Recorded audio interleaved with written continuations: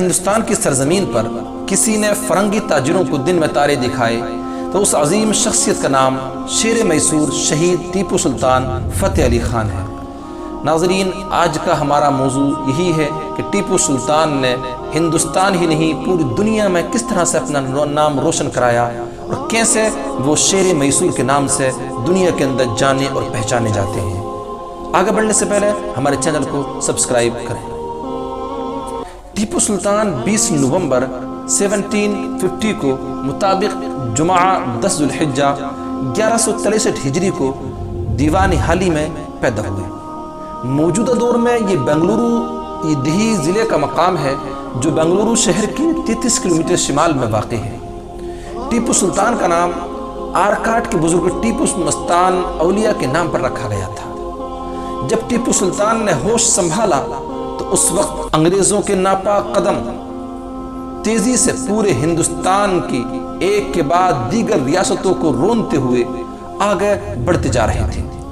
وہ نظام حیدرآباد، مرہٹا اور آرکاٹ کی ریاست کو اپنے دام میں گرفتار کر چکے تھے۔ صرف ریاست خداداد ان کی راہ میں حائل تھی جو ایسٹ انڈیا کمپنی کی آنکھوں میں برابر کھٹک رہی تھی۔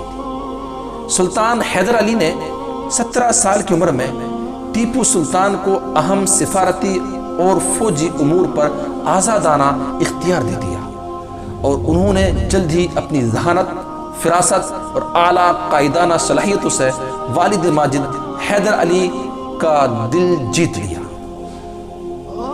ٹیپو سلطان نے انگریزوں کے خلاف دوسری جنگ جنوری 1779 میں لڑی۔ اپنے والد سلطان حیدر علی کی نگہداشت میں کرنل بیلی، کرنل ہیرتھ ویٹ سرائر کوٹ اور بریگیڈیئر جنرل جیمز اسٹیوارٹ جیسے افسران کو گھٹنے ٹیکنے پر مجبور کر دیا۔ دوسری جنگ دسمبر 1783 میں حیدر علی راہی ملک عدم ہو گئے تھے۔ ٹیپو سلطان نے 20 محرم 1196 مطابق 27 دسمبر 1782 زمام حکومت ہاتھ میں لی۔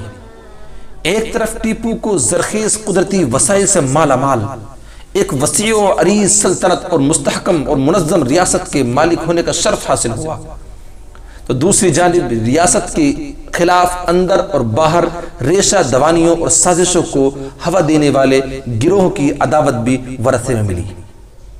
ٹیپو سلطان کی مسرت پر بیٹھتے وقت سلطنت خداداد کی 400 میل میں پھیلی ہوئی ایک لمبی اور چوڑی ریاست تھی اور مجموعی رقبہ 80,000 مربع میل تھا۔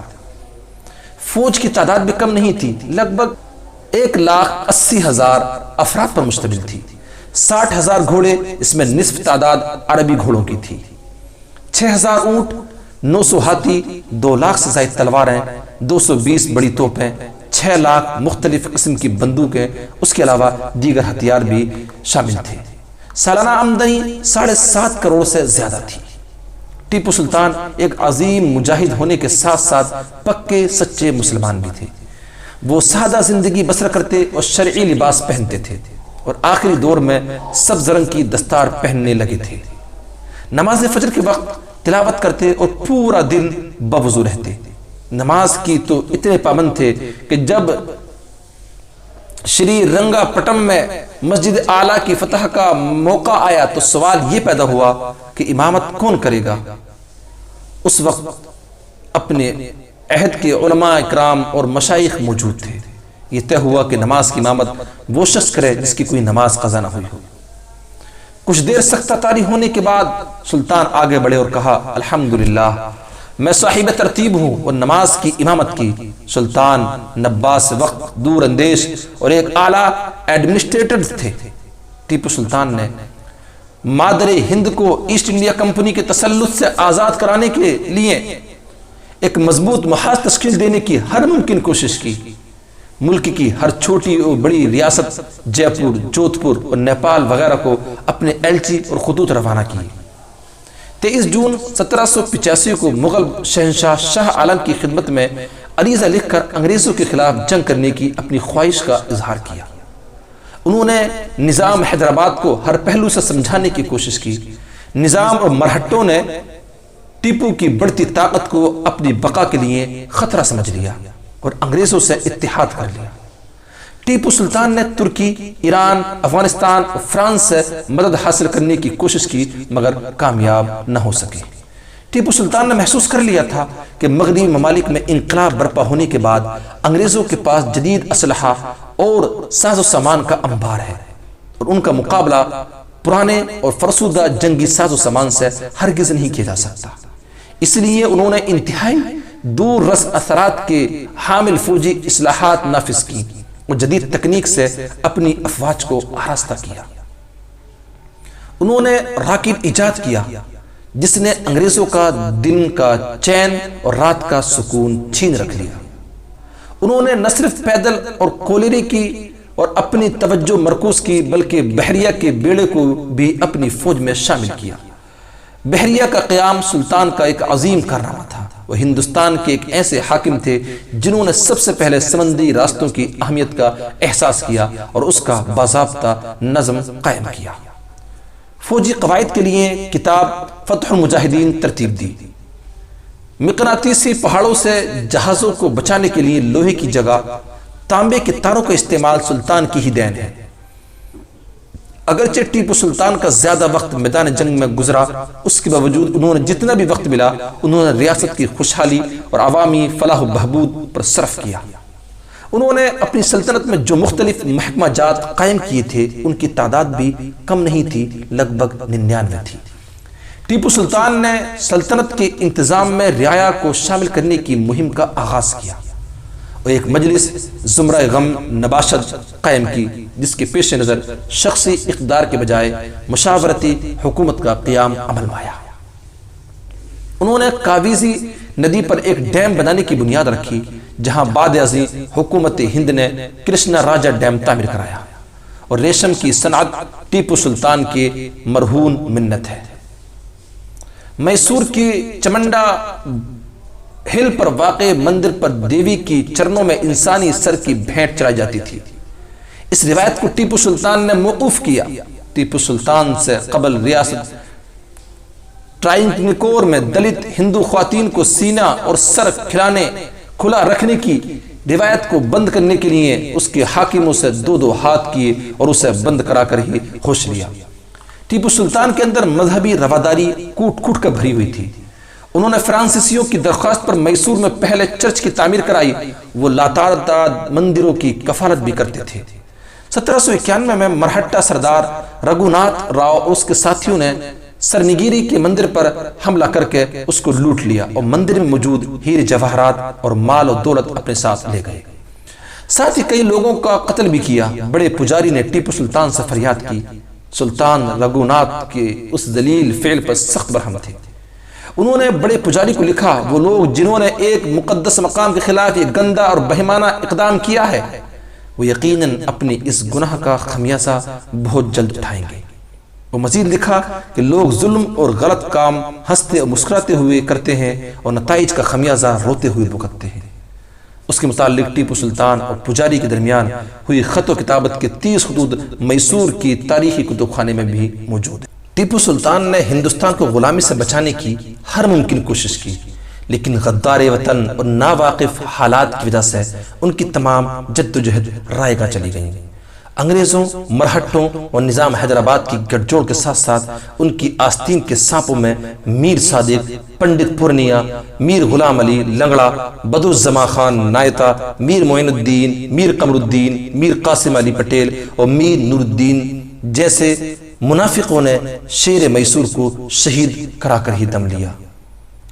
مشہور تاریخ داں کرنل مارکس ولکس لکھتے ہیں کہ ٹیپو سلطان قد میں والد حیدر علی سے چھوٹے تھے۔ ان کا رنگ کالا تھا، آنکھیں بڑی بڑی تھیں، وہ عام سے دکھتے تھے اور وزن میں ہلکے کپڑے پہنتے تھے اور اپنے ساتھ رہنے والوں سے بھی ایسا ہی کرنے کے لیے کہتے تھے۔ ان کو بیشتر گھوڑے پر سوار دیکھا جاتا تھا۔ وہ گھڑ سواری کو بہت بڑا فن مانتے تھے اور اس میں انہیں مہارت بھی حاصل تھی۔ انہیں ڈولی میں سفر کرنا سخت ناپسند تھا۔ ٹیپو سلطان کی شخصیت کی ایک جھلک برٹش لائبریری میں رکھی ایک کتاب an account of Tipu Sultan کھوٹ میں بھی ملتی ہے، جس کی تفصیلات ان کی منشی محمد قاسم نے ان کی وفات کے بعد ایک انگریز تاریخ داں کو دی تھی۔ اس میں لکھا ہے کہ ٹیپو سلطان درمیانہ قد کے تھے، ان کا ماتھا چوڑا تھا اور وہ سلیٹی رنگ کی آنکھیں، اونچی ناک اور پتلی کمر کے مالک تھے۔ ان کی مونچھیں چھوٹی تھی اور داڑھی مکمل طور پر بالکل صاف تھی۔ لندن کی وکٹوریا اینڈ البرٹ میوزیم میں ان کی ایک پینٹنگ ہے جس میں وہ ایک ہرے رنگ کی پگڑی پہنے ہوئے نظر آتے ہیں۔ اس میں ایک روبی اور موتیوں کی لڑی پروئی ہوئی ہے۔ انہوں نے ہرے رنگ کا جامہ پہن رکھا ہے جس میں شیر جیسی دھاریوں والا کمربند بھی ہے۔ بازو میں ایک بیلٹ میں لال میان کے اندر ایک تلوار لٹک رہی ہے۔ 14 فروری سن 1799 کو جنرل جارج ہیرس کی رہنمائی میں 21,000 فوجیوں نے ویلور سے میسور کی جانب کوچ کیا۔ 20 مارچ کو امبر کے نزدیک 16,000 فوجیوں کو ایک دستہ ان کے ساتھ آ ملا۔ اس میں کنور کے قریب جنرل اسٹورٹ کی کمان میں 6,420 فوجیوں کا دستہ بھی شامل ہو گیا تھا۔ ان سبھی نے مل کر ٹیپو سلطان کی سرنگا پٹم کے قلعے پر چڑھائی کر دی تھی۔ مشہور تاریخ دان جیمز مل آپ اپنی کتاب the history of British India میں لکھتے ہیں کہ وہی ٹیپو سلطان تھے جن کی آدھی سلطنت پر 6 برس قبل انگریزوں نے قبضہ کر لیا تھا۔ ان کے پاس جو زمین بچی تھی اس سے انہوں نے سالانہ 1 کروڑ روپے سے تھوڑی زیادہ آمدنی حاصل کرتی تھی، جبکہ اس وقت انڈیا میں انگریزوں کو ملنے والا کل زر مبادلہ 90 لاکھ پاؤنڈ یعنی 9 کروڑ روپے تھا۔ آہستہ آہستہ انہوں نے سرنگا پٹم کے قلعے کو گھیر لیا اور 3 مئی 1799 کو توپوں سے حملہ کر کے اس کی صدر دیوار میں سوراخ کر ہی دیا۔ ایک اور تاریخ دان لشنگٹن اپنی کتاب لائف آف ہیرس میں لکھتے ہیں حالانکہ سوراخ زیادہ بڑا نہیں تھا تو بھی جارج ہیرس نے اپنے فوجیوں کو اس کے ذریعے قلعے کے اندر بھیجنے کا فیصلہ کیا۔ اصل میں ان کے پاس کوئی اور راستہ تھا بھی نہیں۔ ان کی فوج بھوکی تھی۔ بعد میں ہیرس نے کیپٹن میلکم کے سامنے خود قبول کیا کہ میرے خیمے پر تعینات انگریز گارڈ اتنا کمزور ہو چکا تھا کہ اگر اسے دھکا دیا جاتا تو وہ نیچے گر جاتا۔ 3 مئی کی رات تقریباً 5,000 فوجی جن میں قریب 3,000 انگریز تھے خندقوں میں چھپ گئے تاکہ ٹیپو سلطان کی فوج کو ان کی سرگرمی کا پتہ نہ لگ سکے۔ جیسے ہی حملے کا وقت نزدیک آیا ٹیپو سلطان سے غداری کرنے والے شخص میر صادق نے فوجیوں کو تنخواہ دینے کے بہانے پیچھے کھینچ لیا۔ ایک اور تاریخ دان میر حسین علی خان کرمانی اپنی کتاب ہسٹری آف ٹیپو سلطان میں کرنل مارک ولیکس کے حوالے سے لکھا ہے ٹیپو سلطان کے ایک کمانڈر ندیم نے تنخواہ کا مسئلہ کھڑا کر دیا تھا، اس لیے دیوار کے سوراخ کے پاس تعینات فوجی بھی اس کے پیچھے چل دیے۔ اسی وقت انگریزوں نے پیچھے سے حملہ بول دیا۔ اس درمیان ٹیپو کی ایک بہت وفادار کمانڈر سعید غفار انگریزوں کے توپ کے گولے سے ہلاک ہو گئے تھے۔ کرمانی لکھتے ہیں کہ جیسے ہی غفار کی موت ہوئی قلعے سے غدار فوجیوں نے انگریزوں کی جانب سفید رومال ہلانے شروع کر دیے۔ یہ پہلے سے طے تھا کہ جب ایسا کیا جائے گا تو انگریز فوج قلعے پر حملہ بول دے گی۔ جیسے ہی سگنل ملا انگریز فوج نے دریا کے کنارے کی جانب بڑھنا شروع کر دیا جو وہاں سے صرف 100 گز کے فاصلے پر تھا۔ دریا بھی محض 280 گز چوڑا تھا، کہیں ٹخنے تک پانی تھا تو کہیں کمر تک پانی تھا۔ میجر الیگزینڈر ایلن اپنی کتاب an account of the campaign in Mysore میں لکھتے ہیں حالانکہ انگریزوں کے آگے بڑھتے ہوئے فوج کو قلعے سے بڑی آسانی سے توپوں کا ہدف بنایا جا سکتا تھا، پھر بھی خندقوں سے نکل کر انگریز فوج محض 7 منٹ کے اندر قلعے کی دیوار کے سوراخ سے داخل ہو کر برطانوی جھنڈا لہرانے میں کامیاب ہو گئی تھی۔ سوراخ پر قبضہ حاصل کرنے کے بعد برطانوی فوج 2 حصوں میں تقسیم ہو گئی۔ بائیں جانب بڑھنے والی فوج کو ٹیپو سلطان کی جانب سے سخت مشکلات کا سامنا کرنا پڑا۔ ٹیپو سلطان کی فوج کے ساتھ دست بدست مقابلے میں اس دستے کی رہنمائی کرنے والے کرنل ڈنلپ کی کلائی پر تلوار سے گہرا زخم لگا۔ اس کے بعد کالم کے دستے کو آگے بڑھنے سے روکنے میں ٹیپو سلطان کامیاب ہو گئے۔ ٹیپو سلطان اپنی فوج کی ہمت بڑھانے خود جنگ میں شامل ہو گئے تھے۔ جو جنرل تھا اس جنرل کے مطابق لیفٹیننٹ جنرل فارکیوہار نے ڈنلپ کی جگہ لے لی تھی، وہ بھی جلد ہلاک ہو گئے۔ 4 مئی کی صبح ٹیپو سلطان نے اپنے گھوڑے پر سوار ہو کر قلعے کی دیوار میں ہونے والے سوراخ کا معائنہ کیا اور اس کی مرمت کا حکم بھی جاری کر دیا۔ اس کے بعد وہ غسل کے لیے چلے گئے۔ کرمانی لکھتے ہیں کہ صبح ہی ان کی نجومی نے آگاہ کر دیا تھا کہ وہ دن ان کے لیے اچھا نہیں ہے، اسی لیے شام تک انہیں اپنی فوج کے ساتھ ہی رہنا چاہیے۔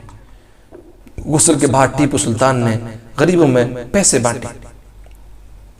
چینا پٹنہ کی ایک پجاری کو انہوں نے ایک ہاتھی تل کا ایک بورا اور 200 روپے دیے۔ دیگر برہمنوں کو ٹیپو سلطان نے کالی بکری، کالے کپڑوں سے بنی ایک پوشاک اور 90 روپے کے علاوہ تیل سے بھرا ایک برتن بھی دیا۔ اس سے قبل انہوں نے لوہے کے برتن میں رکھے ہوئے تیل میں اپنا سایہ دیکھا۔ ان کی نجومی نے بتایا تھا کہ ایسا کرنے سے ان پر آنے والی مصیبت ٹل جائے گی۔ انہوں نے محل میں واپس لوٹ کر رات کا کھانا کھایا۔ ابھی کھانا شروع ہی کیا تھا کہ انہیں اپنے کمانڈر سعید غفار کی ہلاکت سے متعلق ایک خبر موصول ہوئی۔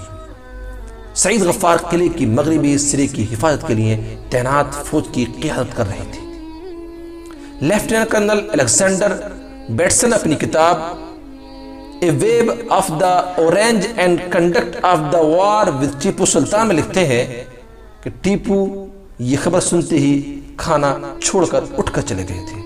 انہوں نے ہاتھ دھوئے، گھوڑے پر سوار ہو کر اس جگہ کی جانب نکل پڑے جہاں دیوار میں سوراخ ہوا تھا، لیکن ان کے پہنچنے سے پہلے ہی انگریزوں نے وہاں اپنا جھنڈا لہرا دیا تھا اور قلعے کی دوسرے علاقوں کی جانب بڑھنا شروع ہو گئے تھے۔ بیٹسن آگے لکھتے ہیں اس جنگ میں ٹیپو نے زیادہ تر لڑائی عام فوجیوں کی طرح پیدل ہی لڑی، لیکن جب ان کی فوجیوں کی ہمت ٹوٹنے لگی تو گھوڑے پر سوار ہو کر ان کی ہمت بڑھانے کی کوشش کرنے لگے۔ مارک ویلس لکھتے ہیں کہ اگر ٹیپو چاہتے تو جنگ کے میدان سے بھاگ سکتے تھے۔ اس وقت قلعے کے کمانڈر میر ندیم قلعے کی گیٹ کی چھت پر کھڑے تھے، لیکن انہوں نے اپنے سلطان کی طرف کوئی دھیان نہیں دیا۔ جب ٹیپو قلعے کے اندرونی گیٹ کی جانب بڑھے تو ان کی بائیں سینے سے ایک گولی نکل گئی، ان کا گھوڑا بھی مارا گیا۔ ان کے ساتھیوں نے انہیں ڈولی پر بٹھا کر جنگ کے میدان سے باہر لے جانے کی کوشش کی، لیکن ناکام رہے کیونکہ تب تک وہاں لاشوں کا ڈھیر لگ چکا تھا۔ میجر الیگزینڈر لکھتے ہیں کہ اس وقت ان کے باڈی گارڈ راجہ خان نے انہیں مشورہ دیا کہ وہ انگریزوں کو بتا دیں، لیکن ٹیپو سلطان کو یہ نامنظور تھا۔ انہوں نے انگریزوں کے ہاتھوں قید کیے جانے کے بجائے موت کے راستے کا انتخاب کیا۔ ٹیپو سلطان کے آخری لمحات کے بارے میں بیٹسن لکھتے ہیں کہ تبھی کچھ انگریز فوجی قلعے کے اندرونی گیٹ کے ذریعے داخل ہو گئے۔ ان میں سے ایک نے ٹیپو سلطان کی تلوار کی بیلٹ چھیننے کی کوشش کی۔ تب تک ٹیپو کا کافی خون بہہ جانے کی وجہ سے وہ تقریباً بے ہوش ہو چکے تھے۔ تب بھی انہوں نے اپنی تلوار سے اس فوجی پر حملہ کر دیا۔ پھر انہوں نے اسی تلوار سے ایک اور انگریز فوجی کے سر پر وار کیا۔ اس درمیان ایک اور انگریز فوجی نے ٹیپو پر حملہ کر دیا۔ وہ ان سے جواہرات جڑی تلوار چھیننا چاہتا تھا۔ اس وقت وہ یہ نہیں دیکھ سکے کہ ان پر کس نے تلوار چلائی تھی۔ انگریز نہیں جانتے تھے کہ ٹیپو سلطان کی موت ہو چکی ہے۔ وہ انہیں ڈھونڈنے محل کے اندر گئے۔ پتہ چلا کہ ٹیپو وہاں نہیں ہے۔ ٹیپو سلطان کا ایک سپہ سالار انہیں اس مقام پر لے گیا جہاں ٹیپو گرے ہوئے تھے۔ وہاں ہر طرح لاشیں اور زخمی فوجی ہی پڑے پڑے تھے۔ مشعل کی روشنی میں ٹیپو سلطان کی ڈولی نظر آئی۔ اس کے نیچے ٹیپو سلطان کی باڈی پڑی ہوئی تھی۔ بعد میں میجر ایلن نے لکھا جب ٹیپو سلطان کی لاش کو ہمارے سامنے لایا گیا تو ان کی آنکھیں کھلی ہوئی تھیں۔ ان کا جسم اتنا گرم تھا کہ ایک لمحے کے لیے مجھے اور کرنل ویلیسلی کو ایسا لگا کہ کہیں وہ زندہ تو نہیں ہے، لیکن جب ہم نے ان کی نبض دیکھی اور دل پر ہاتھ رکھا تو ہمارا شک دور ہوا کہ ان کے جسم پر 3 اور زخم اور ماتھے پر تھے۔ ایک گولی ان کے داہنے کان سے داخل ہو کر بائیں جانب گال میں دھس گئی تھی۔ انہوں نے بہترین سفید لینن کا جامہ پہن رکھا تھا جس کی کمر کے ارد گرد ریشم کے کپڑے کی گوٹ لگی ہوئی تھی۔ ان کے سر پر پگڑی نہیں تھی، ایسا لگ رہا تھا جیسے وہ جنگ کے دوران گر گئی ہو۔ ایک بازو بند کے علاوہ جسم پر کوئی زیورات نہیں تھا۔ وہ بازو بند اصل میں ایک چاندی کا تعویذ تھا جس کے اندر عربی اور فارسی میں کچھ لکھا ہوا تھا۔ جنرل بیئرڈ نے ٹیپو سلطان کی لاش کو انہی کی ڈولی میں رکھنے کا حکم دیا۔ دربار کو پیغام بھیجا کہ ٹیپو سلطان اب اس دنیا میں نہیں رہے۔ ان کی لاش پوری رات ان کے دربار میں رکھی گئی۔